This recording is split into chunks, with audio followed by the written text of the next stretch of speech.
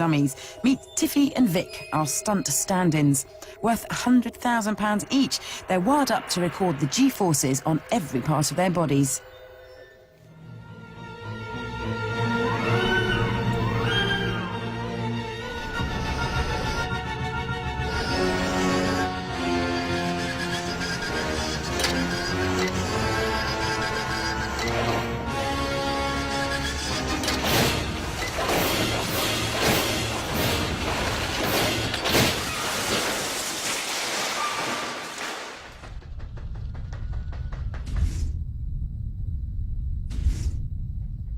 To help make sense of the wreckage, we've recruited Crash Engineering Research Chief Richard Morris. Now, Richard, I first have to say, this is your job, but to me, I'm always shocked by the amount of damage that's done. And this is just two cars at 35 miles an hour going head-to-head.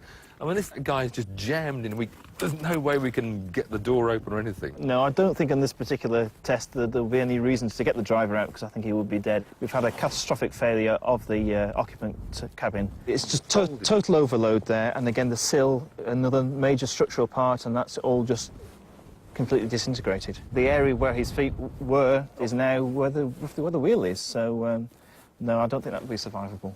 But the torso seems to have gone out of the seatbelt even. The seatbelt hasn't held him. That's right, I think the seat has actually gone inboard, and that's why he's partly come out of the seatbelt. And because the driver was lurching around, he wasn't in the airbag's line of fire, which meant it was rendered useless. So, a car that's only 9 years old and yet a lot of damage. Indeed, yes, not Whereas good at all. the newer model looks at first glances to have fared better. Let's see if we can open the door on this one. No, that's still not going to budge, but looking inside, the driver's feet are still on the pedals, there's no intrusion of the steering wheel, but the airbag hasn't gone off. Sure, that's wrong. We've had a little bit of deformation up here. And that's a designed crumple zone. It is, yes, you can see the features to allow it to crush there. So we believe that the car has decided that this was not a severe enough impact to fire the airbags.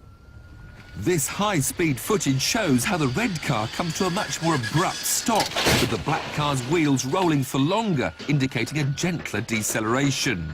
All the new Espace felt it had to do to protect its occupants was fire the seatbelt pre-tensioners, evidenced by the cracked plastic at the anchor point and mild chafing on the belt itself.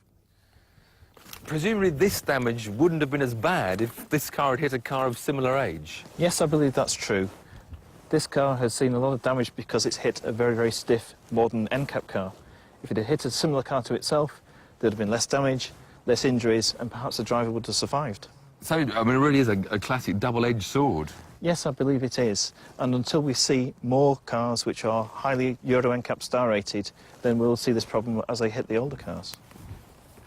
Everybody in the new Espace would have walked away, as might, this time, the passengers in the old Espace. But the data shows their driver would have taken the brunt of the force, up to 84 G at the chest.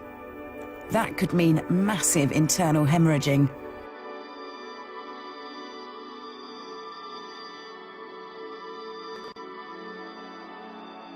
The driver's legs would probably have been seriously fractured, with the thigh bones being pushed back through the buttocks.